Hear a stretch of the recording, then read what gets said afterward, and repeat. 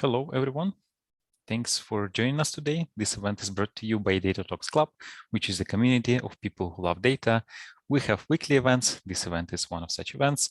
If you want to find out more about the events we have, there is a link in the description. You can click on this link and you will see all the events we have in the schedule.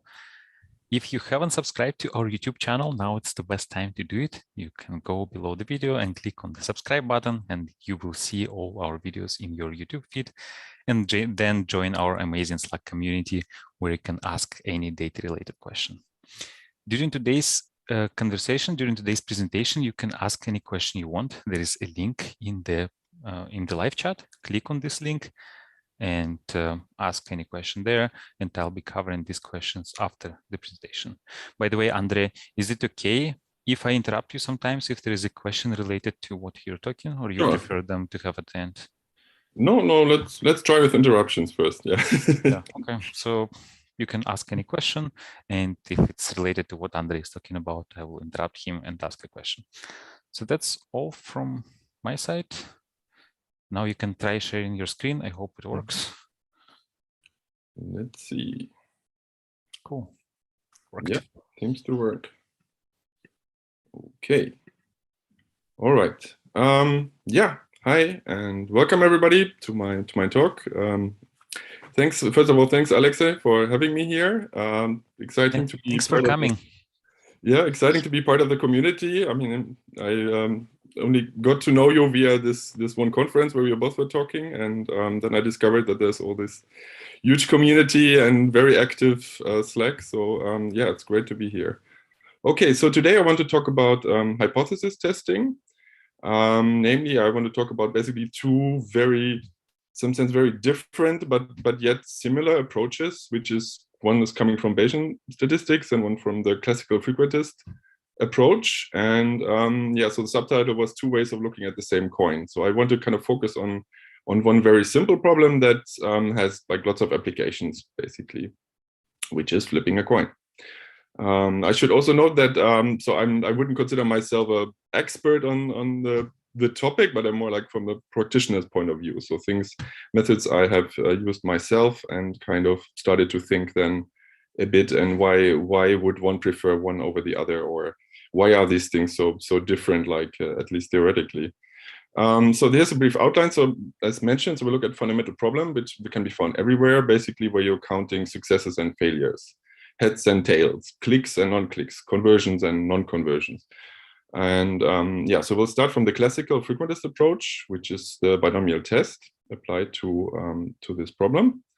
And then I want to highlight some of the sort of disadvantages or like reasons why the frequentist approach in practice actually is less practical than maybe alternatives. So, and so these are not kind of points of criticism for myself, but it's more issues that have been raised in the literature.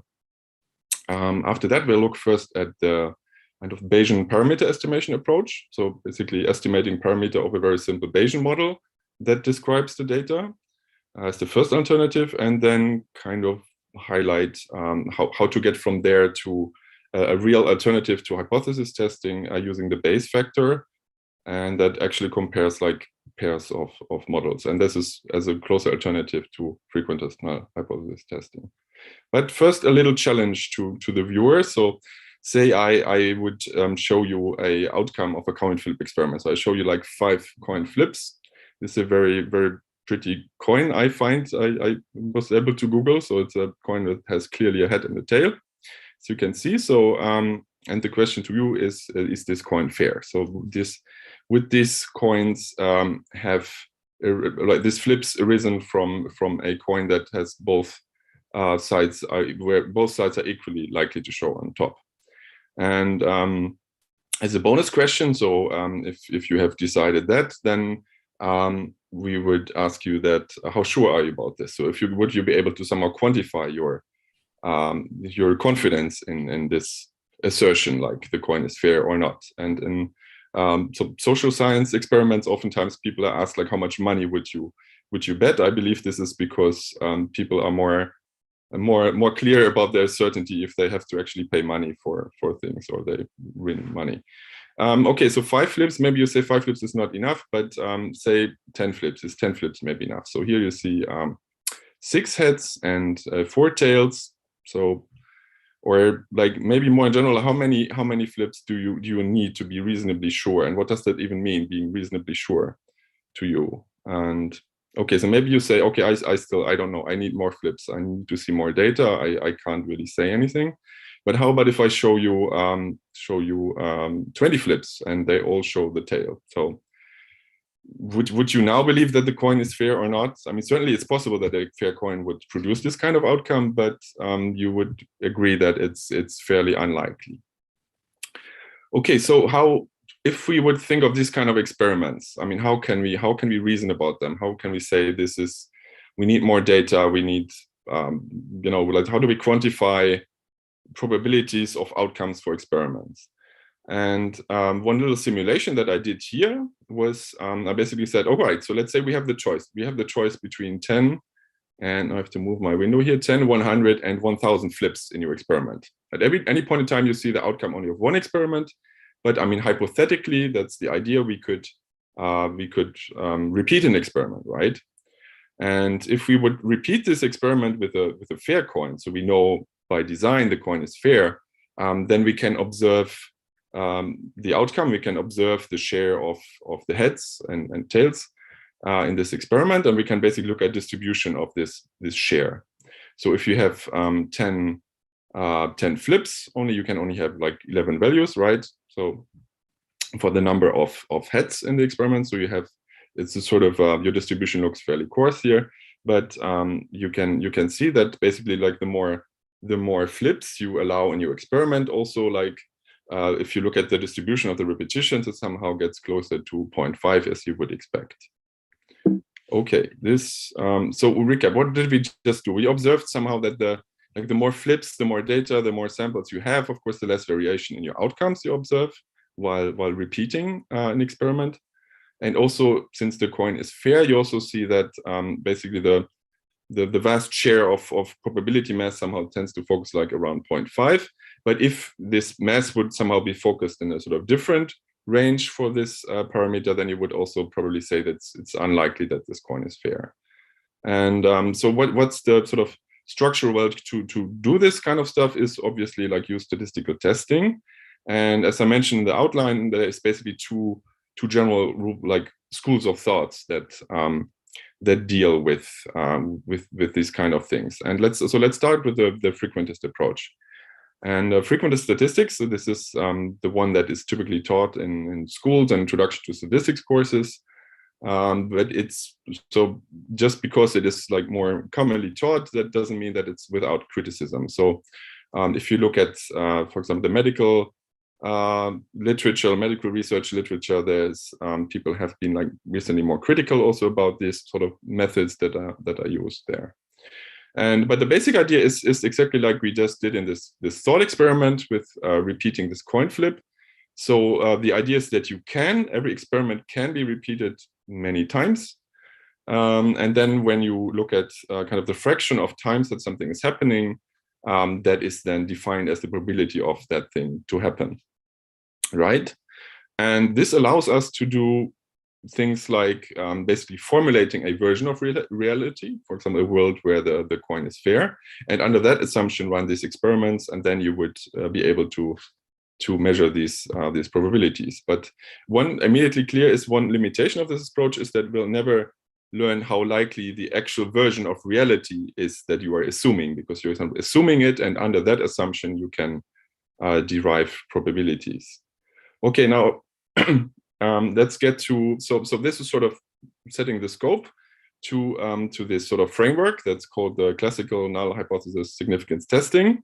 So it's exactly like this. You basically postulate two hypotheses. So you start with the sort of baseline, the default, the null so-called null hypothesis, and you propose an alternative to that, which has to be mutually exclusive. So it's either if the null hypothesis is false, then the other one has to be true, basically. And the goal here is to measure the strength of evidence against the null hypothesis. So you never want to prove the null hypothesis true, but you're kind of gathering evidence in support against the null hypothesis. And I mean, different kinds of tests exist, but practically, like the goal is always to calculate a measure that's called the p-value. And the interpretation of the definition of the p-value is the probability of obtaining results, like under many repetitions of your experiment, at least as extreme as the ones you actually observed under the null hypothesis. And I'll have a little picture on the next slide, so just to kind of make this point more clear.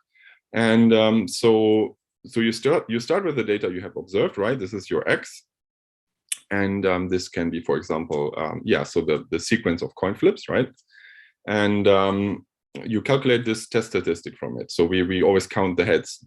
So the t of x would be the number of heads in your given flip.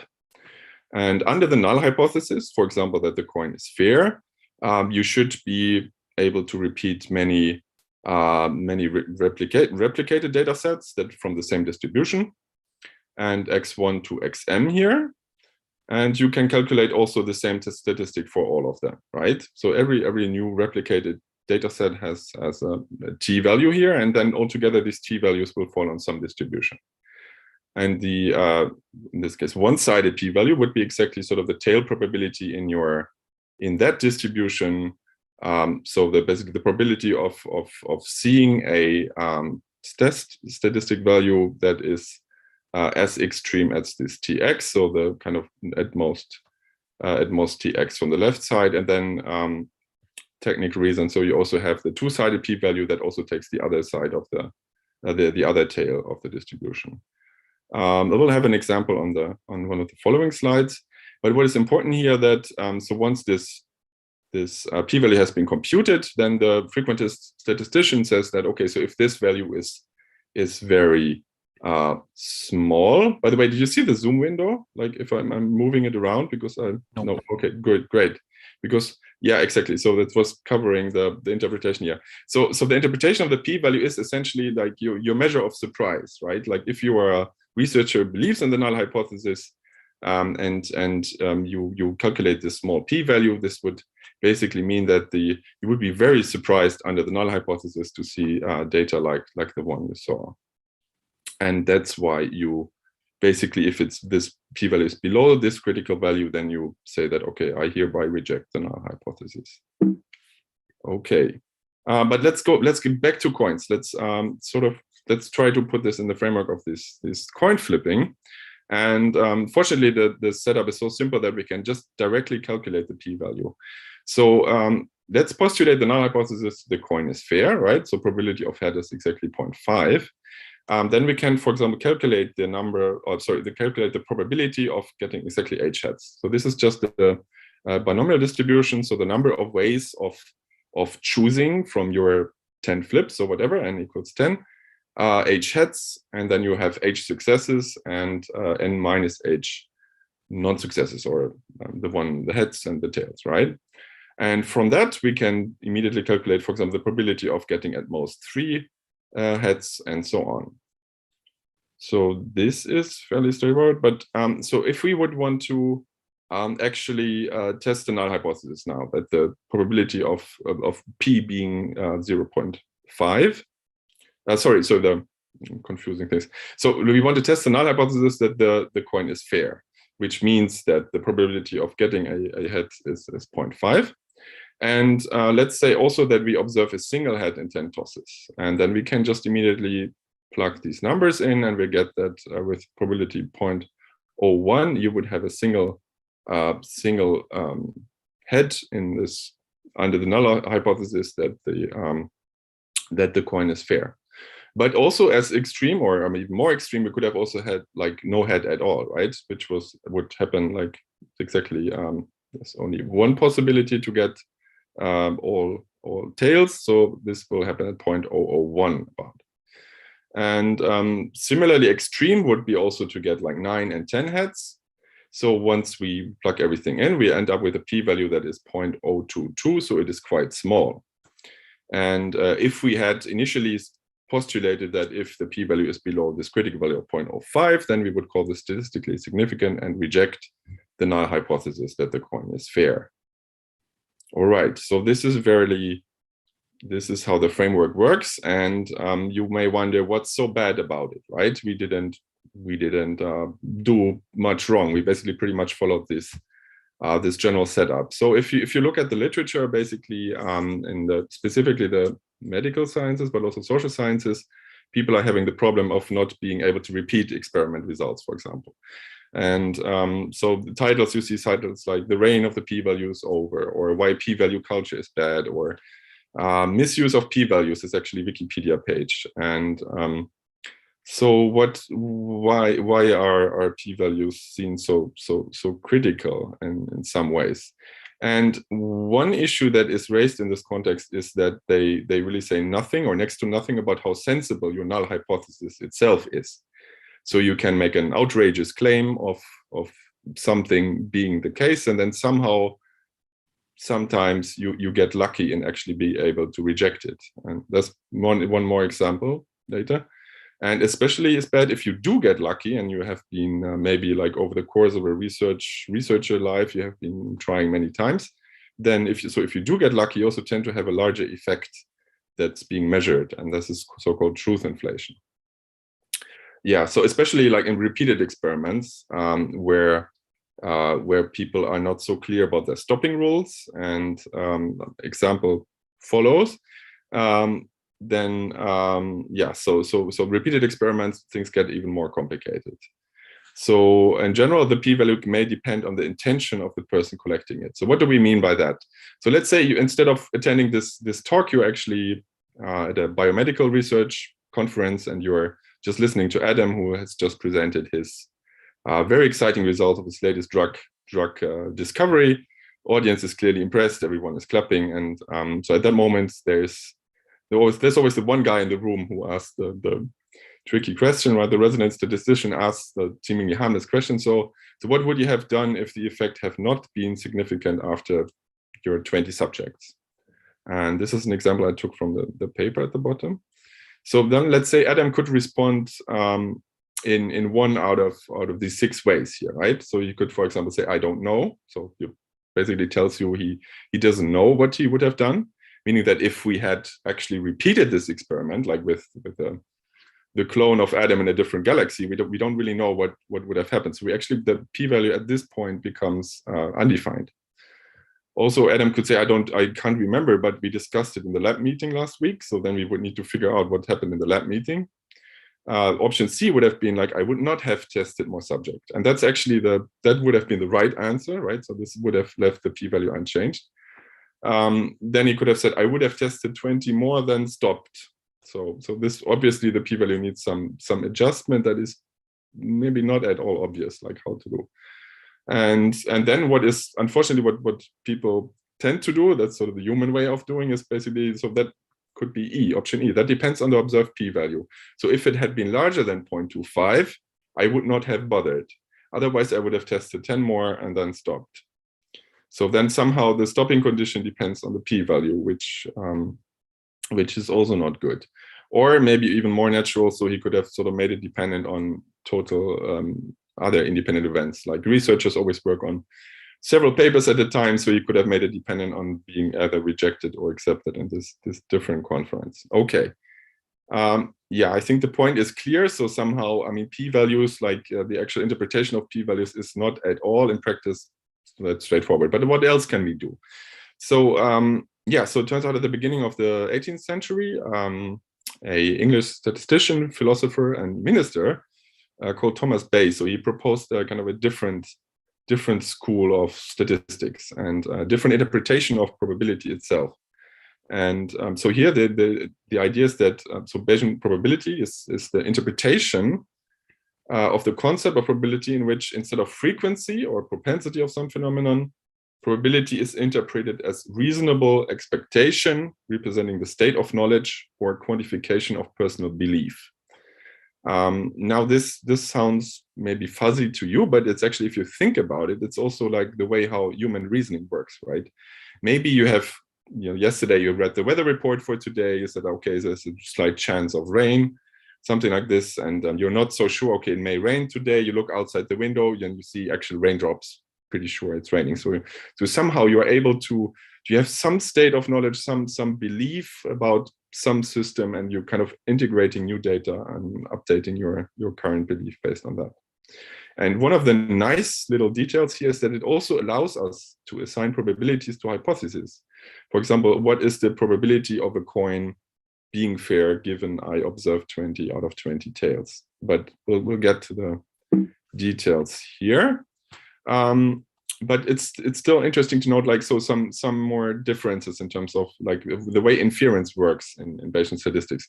So it basically it forces you, or allows you, or forces you, depending on your point of view, to have a degree of belief for everything, basically all the statements. This degree of belief can be vague and uncertain. But you basically need to be able to quantify it. So even, for example, the world is going to end today, so it may end today or not, but you should be able, as a Bayesian statistician, you should be able to assign probability to that event. And once you have observed the data, so let's say it's 1 to midnight, you're pretty sure that you're okay. And Bayes' theorem is now giving you a rule or a method how to integrate this new knowledge from the data into your current beliefs. And this works quite literally. And as said, so like basically all your conclusions you draw also from this new data, again, comes with some distribution of belief, basically. So everything here is a distribution. And also it's important to know that, so Bayesian statistics is not something that's inherently new. It's actually older than the classical school of frequentist statistics, but it has always suffered from the fact that usually the methods are more computationally intensive. But thanks to Moore's law and fast computers, some of these things have gone away. So I wanted to put one more joke in here, which is this XKCD, which is really, it's a lot deeper with XKCD. It's you think you get the joke, but it's actually just a lot deeper, at least for me. I noticed that. So I wanted to talk about this. So let's say you are in this notion of end of the world. So let's say you have a neutrino detector that's able to detect whether the sun has exploded, right? It's night, so you're not quite sure. So these two characters are basically looking at this detector and asking it, did the sun just explode? All right. And the way this detector works is that first, obviously, it measures whether the sun did explode, and then it rolls 2 dice. And if they both come up head, it lies to you. Okay, so this is how this works. So basically, there's this operation on top of the actual detection, and then so they try it, and the detector says yes, so the sun did explode. Now, depending on what is your point of view, so for example, let's look at the frequentist edition. He will calculate, like trying to reject the null hypothesis that the sun did not explode. This is important here. So under this null hypothesis that the sun did not explode, you would only see, right? So you would see this happening by chance, the result, yes, with 1/36. So it's a very small probability. And so he therefore concludes, this is statistically significant. I hereby conclude that the sun exploded. Whereas the Bayesian would just trick you and win $50 from you, that because it just didn't explode, right? Okay, so joking aside, so what Bayes' theorem? Yeah, so basically Bayes' theorem tells you that so it basically says that the posterior probability for your parameter you're trying to determine here, for example, the flipping of the coin, the probability of flipping a head, given the data, can be expressed as the likelihood, so the likelihood of observing the data, so the probability of seeing the data D, for example, the number of heads, given the parameter theta, times the prior probability for your theta, so you need to have this prior probability, divided by the prior probability of the data. And so what's important here is that, yes, so we have this prior probability of theta. We'll tell a bit about that later. And then we have the likelihood here. And the prior probability of the data, you may wonder what that would be. But fortunately, in practice, this rarely matters, because you can see this as more as a normalization constant. So if one does inference for the posterior probability for theta, that has to be a probability distribution. So this probability of D is more of a normalization constant. So many of these methods will just sort of normalize it away. But okay, so let's apply this to our coin flip. So let's say we have 10 flips, right? So yes, and let's d again the number of heads in these 10 tosses, then probability of d given theta is the same as before. So it's the binomial likelihood, the probability of getting d successes in 10 trials. And probability of d, as I just said, is the overall likelihood of the data, and it basically rarely matters. The prior, however, is fairly important here, right? So the prior probability for theta needs to be chosen by us now in this framework here. And but we have different choices. And so there's basically two broad families of prior probabilities. One is so-called non-informative priors. So if you, a priori, you don't want to assume anything about theta. Theta has to be a probability, so it needs to be somewhere between 0 and 1. But for example, you could choose the uniform probability, which means you assume that all of these parameter values are equally likely. You want to be informed by the data. You want to use a non-informative prior distribution, or it can be also informative. So if you're actually looking at a physical coin, right, you may pull a coin from your wallet. Maybe it's a bit scuffed on the side, but you would overall expect if you do a lot of flips, so you probably should be somewhere in like a reasonable range around 0.5, right? So you can, this is more of a flexibility here. All right, so but let's take the non-informative prior. We don't want to assume anything a priori, and let's say you're suspicious. So there's a little like useful property of the binomial distribution is that it has the beta distribution as a so-called conjugate prior. And I don't want to go into details of this, but it basically just tells us that we can use Bayes' theorem directly to update our posterior just by adjusting parameters of this beta distribution. Yeah, and the uniform distribution is beta distribution with parameters 1, 1.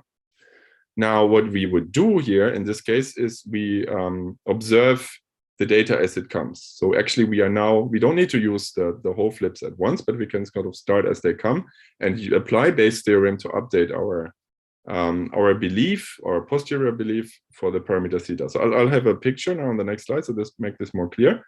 So this is a plot of the posterior distribution. If we follow this update rule that comes from the Bayes' theorem, basically under the assumption of the uniform prior. So initially with 0 flips. So this basically top left is the initial situation. We don't have any. The prior is the uniform distribution. So our belief of the parameter theta is the same for all the values here, right? So it's a uniform distribution. Once we observe, a tail in the first flip, then we would just plug in the numbers and update the parameters of the beta distribution, and we get to the distribution like this here. So, and then after the second flip, we would say we would still want to have a success. It will look like this, and then let's say after the third flip, we actually measure, we see a success. And you see here your posterior distribution changes here. So you have a kind of like the mode right here.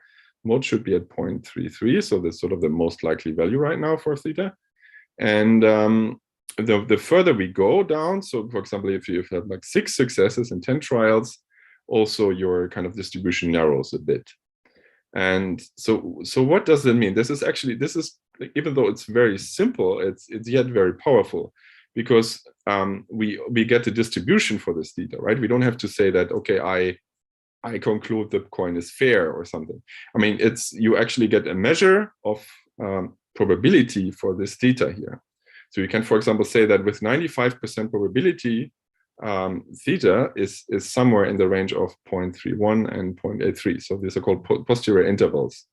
And we can calculate these. So if you would have more complicated models, you could use these calculate these for all the parameters.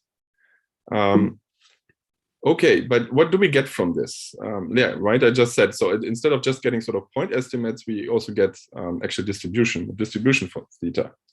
And this, for example, will allow us to answer questions like, what's the most likely value? And what's the probability of theta being below some value, above some value, and answer queries like this, because we have access to the whole distribution. And yeah, and this is very typical in Bayesian inference. So as said, so everything should basically has a distribution unless it's somehow fixed. Okay, so is this now the same as null hypothesis testing? Well, it's not strictly speaking, right? Because we assumed the model and then we estimated the parameter of this model, like more like a generative model for generating our coin flips. But we can, there is the notion of sort of a hypothesis test here. We can, and this in Bayesian statistics, this now takes the form of a pairwise comparison of models essentially, but a model can be a hypothesis, right? So let's stay with hypothesis testing and let's compare two hypotheses. And so there's this thing called that we can define. It's called a Bayes factor in the literature. And what this is essentially is just comparing the posterior probability for these two hypotheses, right? So so on the left side, you have the posterior probability for a hypothesis H0 given the data D, compared to the posterior probability for this alternative hypothesis. And if you plug in Bayes' theorem, you see that this kind of nicely factorizes into the ratio of the likelihoods. So remember, like probability of D given H0 was the likelihood of the data given this hypothesis or given the parameter value, and times the ratio between the prior here for these two hypotheses. And so you already noticed that the prior probability of data kind of dropped out because it's independent of the hypothesis. But there's still sort of this prior factor here. So what can we do about this? So we've one practical practice you could, and I will do that in the next slide, assume that the prior for both hypotheses is the same, which is sort of natural because you want to be informed by the data and not by your prior. So let's apply this in again our coin flip experiment. So let's say you now observe 3 heads in 10 tosses, and say you want to compare two hypotheses. So you say that I want to, my one hypothesis is the probability of head is fairly low, say 0.3, and the other one is it's fairly high, say 0.7. And also you want to say without seeing any data, I want to assume both hypotheses to be equally likely. And then this ratio basically becomes 1. So it's nice, it drops out of it. And all right, so that we can just do that here. So we can calculate the ratio between these posterior distributions, just very simply plugging in the numbers again. We have the binomial likelihood. We know the number of successes and so heads and tails and the success probabilities, and you end up with a value of something like 30. Now, what does this actually mean? This means that the posterior probability of H0 is about 30 times larger than H1. Okay, what does this mean? So under the assumption of both hypotheses are equally likely a priori, you can then directly map this factor, this Bayes factor, into posterior probabilities for each hypothesis. So people, so people have been proposing this interpretation also of Bayes factors, something like akin to the frequentist way of saying something is significant or it's not. And so the interpretation is more or less arbitrary, but the idea is here that you basically first you map the Bayes factor to a posterior probability. So for example, if we measure a Bayes factor between 1 and 3, this corresponds under the assumption that both are equally likely. You can map that to a posterior probability for H0 given the data between 0.5 and 0.75. And then we can decide to call this weak evidence in support of H0. Whereas 3 to 20 would be then positive evidence and so on. So like the closer you get to 1. So now we just measured a value of 30. So you would call this this strong evidence in support of, this is in support of H0. So this was the lower probability for heads. And but this doesn't test whether coins are fair, right? So maybe remember we looked at the binomial test for whether the coin is fair, but we can still do this here. So we can do exactly that. So let's pick as the so H0 again. Let's pick at this the old null hypothesis, right? That the coin is fair, and let's compare this to the hypothesis of no prior. I mean. Prior of the uniform distribution for theta, so meaning like no success probability is more likely than any other one. So you have, so this is our H1. And as it turns out, like via some properties of the beta distribution, this sort of nicely leads to a closed form expression here. So if you plug in the numbers and you use the properties of the beta distribution, this ends up to be 1/11. So you end up with two numbers. So the one is 0.12 and the other one is 0.09. And their ratio is about 1.33. So, given this data, we would have some, if you look up at the table, we would conclude that there's weak evidence supporting the hypothesis that the coin is fair. What does it mean, weak evidence? Now, the frequentist statistician would ask, is this statistically significant? And this is, again, this is a different point of view. It's okay to have this ambiguity here. It's okay to quantify your confidence in that sense. I mean, to quantify the evidence and say that the evidence is weakly supporting this hypothesis that the coin is fair, but you don't need to like reject or not. So that's not like a Boolean way. And so it's a more, in a way, you would see it as a disadvantage, but it could also sort of enrich the way of testing hypotheses here. Right. And so, but what about other types of tests? So this is a fairly limited setting, right? You're counting coin flips or counting successes and failures.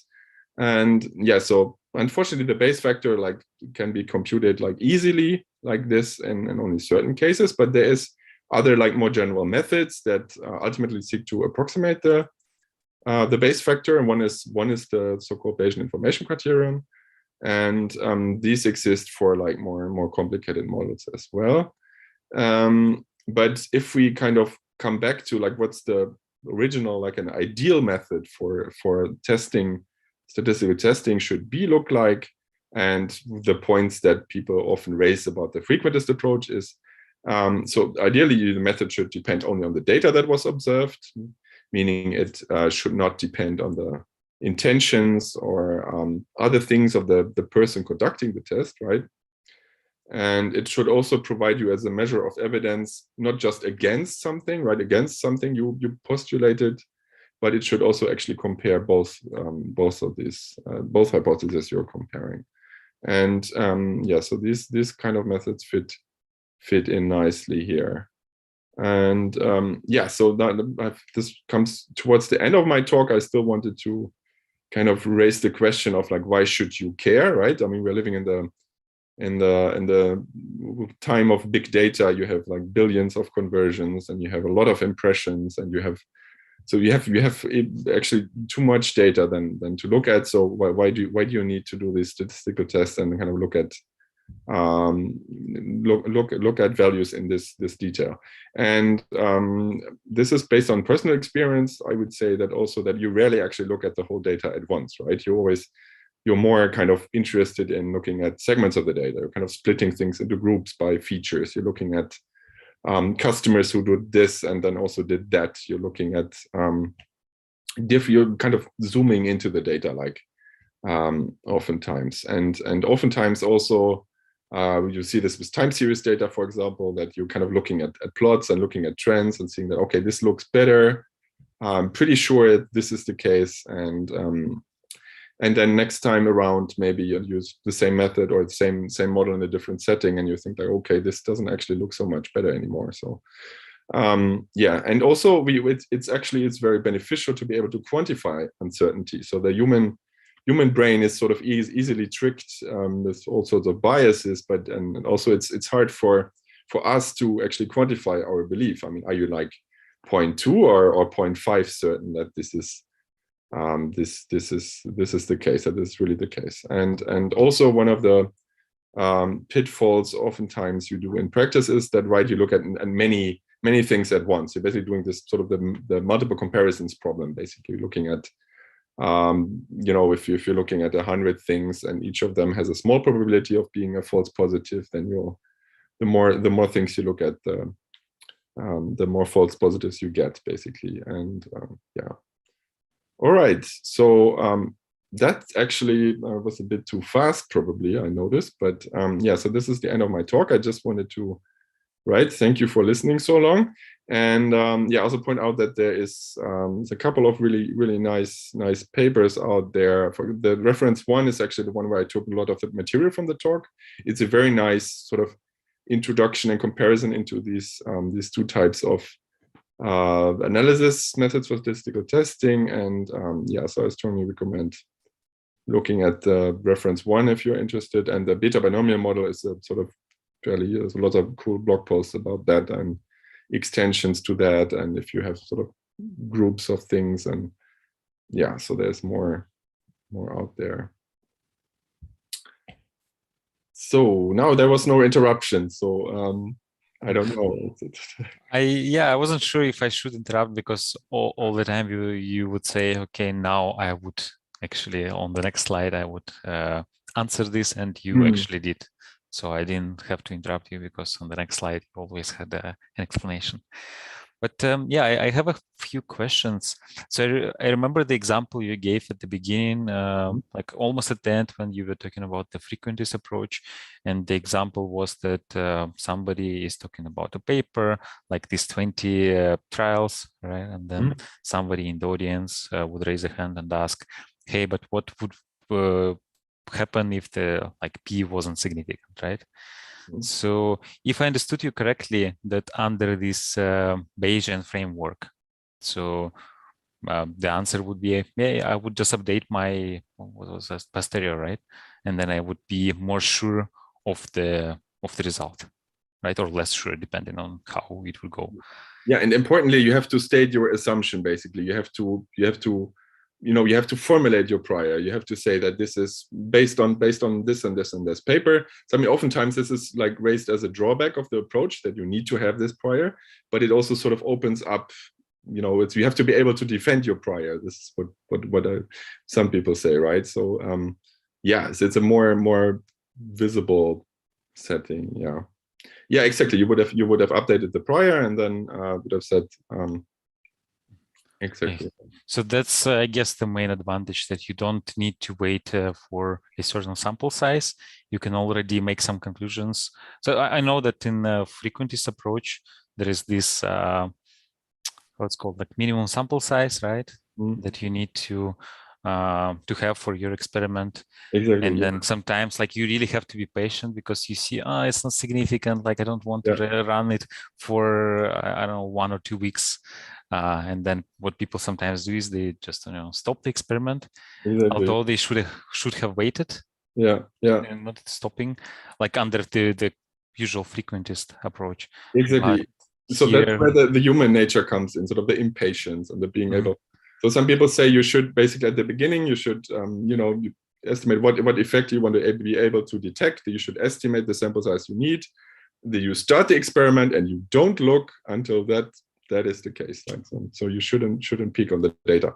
And this happens, nowadays we have like dashboards for everything. We're kind of comparing things, we're comparing A and B like in real time. And of course it's natural that you want to look and you want to say that especially if you're like wasting customer money, right? I mean, you basically have obligation to stop tests early. But if you were to follow this approach, you would need to keep it going. And only then you can, like, on average, on the long term, this p-value kind of gives you something. I mean, it's, yeah.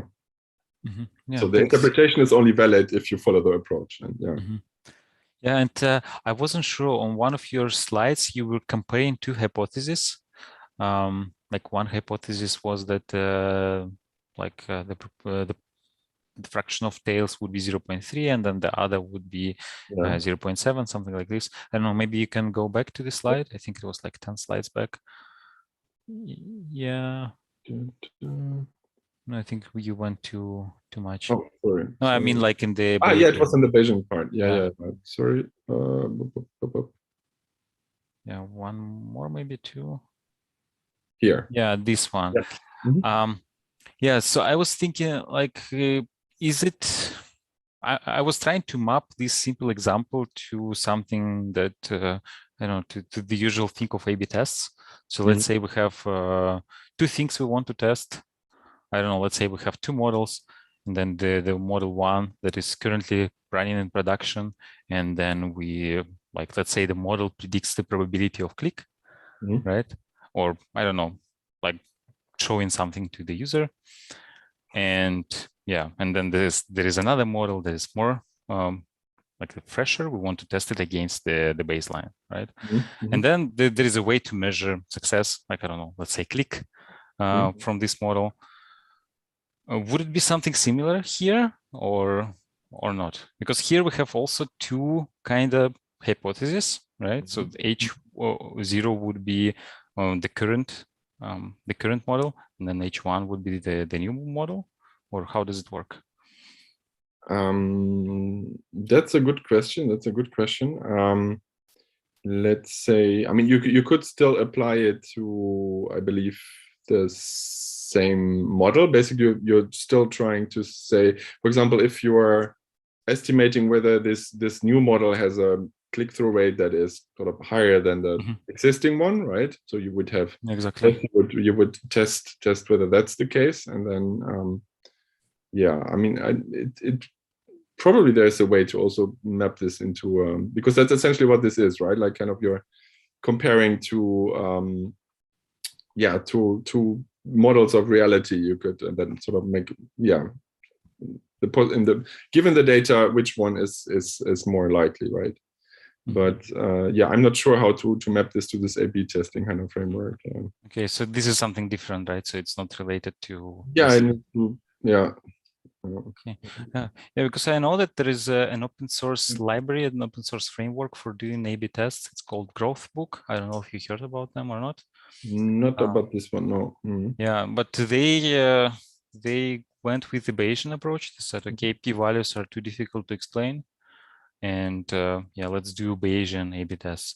And yeah, I have no idea how actually it works. So with the usual A/B tests, I kind of get the idea. But with the Bayesian A/B tests, I don't know. Do you know how they work? In this, I don't know about the specific one, but so the model that I've been used like many times is exactly this sort of simpler this parameter estimation one, right? So where you you basically start with, let's say you're trying to estimate a click-through rate here. So right, so you're observing the data all the time as it comes, and you really like kind of do this update. And what you end up with is we have like for both, you do this for both models basically, or like your any number of models, and you basically continuously estimate this posterior interval. And then the nice thing here is that if you have so like two models where these posterior intervals, they're like non-overlapping, right? So you kind of then in a way you can be sure that with if this is your 95% probability intervals and they are non-overlapping, so you can say with confidence that A is better than the other B, or the other way around. And you can even measure, you can even calculate that, what's the probability of A being better than B also. Yeah, that's more intuitive than p-value, right? Yeah. I can relate to what these people from Growthbook are saying, that it's hard to explain p-value, because the moment I need to explain p-value to somebody, like to a stakeholder, to somebody from business, then it's difficult. Then, okay, like I need to remember what is it this probability of rejecting this null hypothesis, or like then yeah, it's like even for me, it's hard to formulate. People get confused all the time, and they say, "Look, this is the probability of H, like the null hypothesis." Like, no, not quite. No. Yeah. Because like where I think me personally, I'm just used to throwing this p-value around, assuming everybody knows what it is. But then when I need to explain, I struggle with that also. Like, because like, okay, wait a minute, let me quickly check this on Wikipedia, and then I'll come back to you and explain it.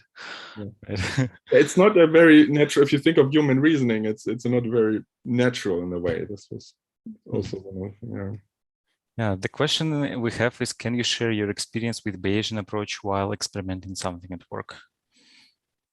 Yeah, I mean, this was one concrete example here, basically. So we had this was from previous work, not at Simplex, but I used to work at Get Your Guide before, so which is basically a marketplace for online activities, and we had a new model that would estimate conversion rate slightly better than the old method. And the conversion rate is sort of one of the inputs on the search ranking side. And then yeah, so basically did that for like by that's the nice thing. You can still break down data by like categories, by features, and so on, and you can compare model performance on these at the same time. And if you don't have enough samples, like for, let's say, for one very exotic type of activity, like, I don't know, rock climbing in Berlin, there's not that much, then your posterior intervals will be very wide, because you don't know. You have only seen a few customers browsing to that page, and then so even fewer conversions.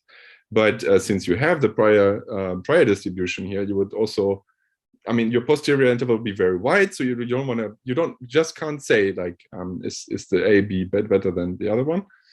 And but like overall, it was a fairly flexible approach. And what I did was basically made a couple of notebooks and kind of shared it with the PM, and showed the overlapping distributions and this kind of plots. And then people do understand the concept. I mean, at some point they said, okay, can you show me the distribution? And look, okay, so they're very far apart, or like, oh no, they're overlapping, so we don't really know yet.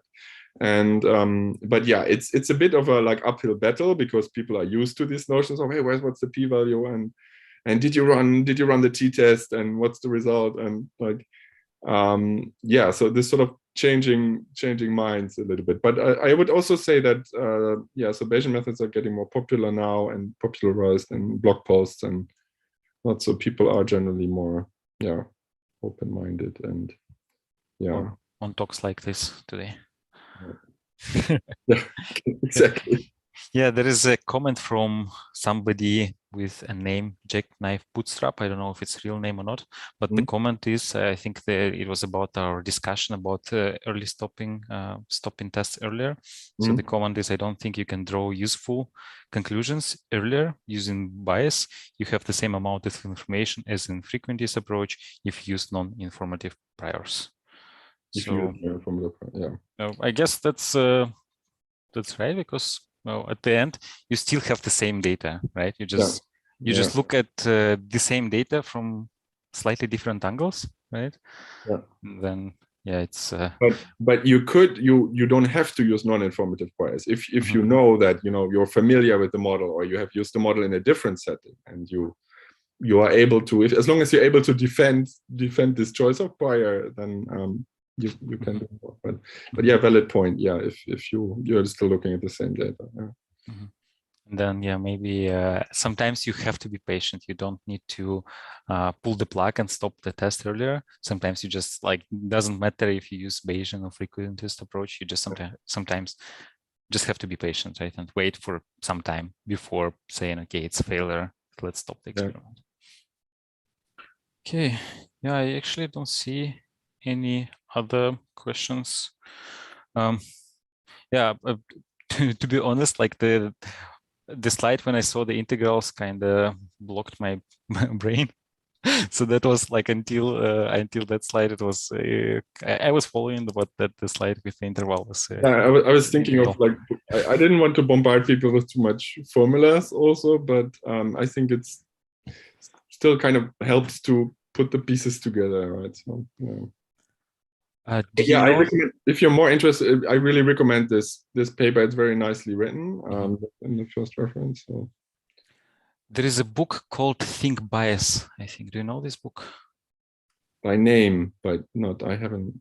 Yeah, I think like a couple of years ago, like maybe 5-6 years ago, I remember playing with this.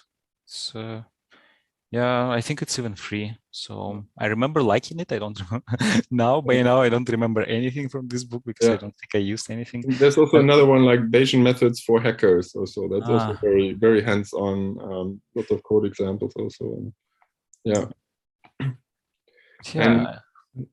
And also there is it's called probabilistic programming, like different ways of modeling Bayesian models, and really some really good textbooks on that as well. So there's like software, there's PyMC3 is like one that I have used before, and Stan is more catering towards the R community. I've tried that as well. It also has a Python API. So nowadays it's really nice that these tools exist. So you don't have to be an expert on all the ways of all the kind of different models there are and how do you actually do Bayesian inference on this, but you can look at examples and you can so basically run use these software toolboxes and yeah, so do a bit of statistics.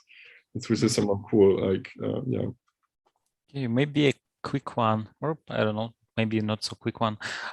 So let's say somebody uses now the usual p-values, the usual A/B tests for running the experiments, and now they saw the talk and they want to try Bayesian A/B tests. So what is the first thing they should do for that?